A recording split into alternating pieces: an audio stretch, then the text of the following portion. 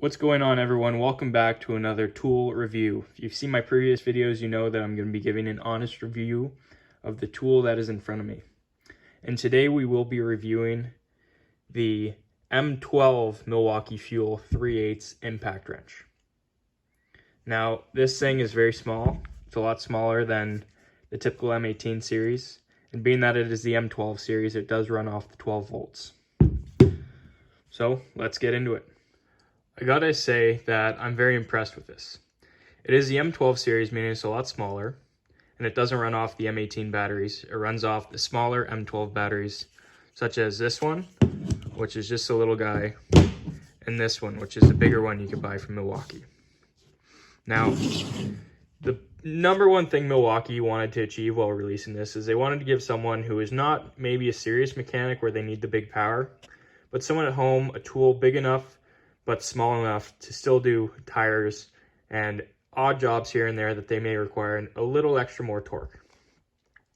And that's where this comes into play. Starting off with the small shank back to the small drive, this gun has a very, very small and low profile design.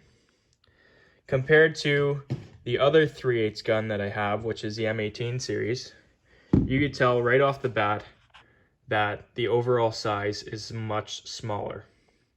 And this has its benefits because if you get into small areas underneath the car or maybe inside the hood of a vehicle, or even if you're doing something unrelated like I-beams, you don't want to be carrying around something big and heavy.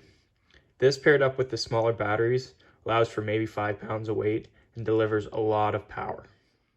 Even with the battery connected, you can see that the overall design of the tool is very small. Now, Milwaukee has integrated different features that are found on their M18 line into their now new M12 line. Some of the features are as follows. Front, you have a working light. This is activated whenever you pull the trigger and allows you to see what you're working on. At the back, you have a battery level sensor. That means if you pull the trigger and activate the actual electric motor, it will tell you how much your battery is charged. That is because the M12 line doesn't have the integrated battery sense technology like the M18 version does, so you might not know what your battery level is. Another cool design that Milwaukee integrated was the different control settings. What these settings dictate is the governed speed at which your shank spins. Setting 1 is the lowest speed, setting 2 is the midline speed, and setting 3 is the fastest speed. Whereas setting 4 is designed so that it will prevent the user from over-fastening bolts.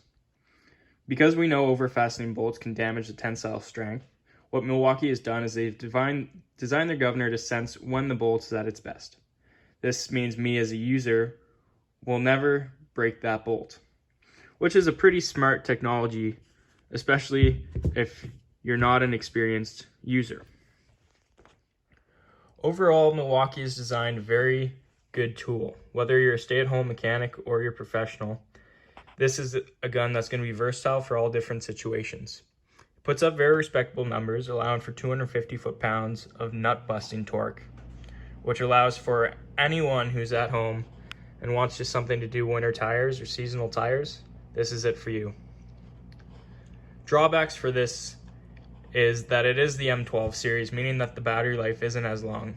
Sure, you could get the upgraded batteries with more battery space, but compared to the M18, which myself is used to, it does not allow for long user life. So if you've liked this video and you want to see more, please like and subscribe to my channel. I have a lot more Milwaukee Fuel M18 and M12 tools that I will be reviewing in the future.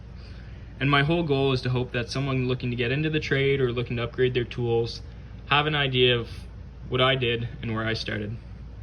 Anyways, thanks for watching.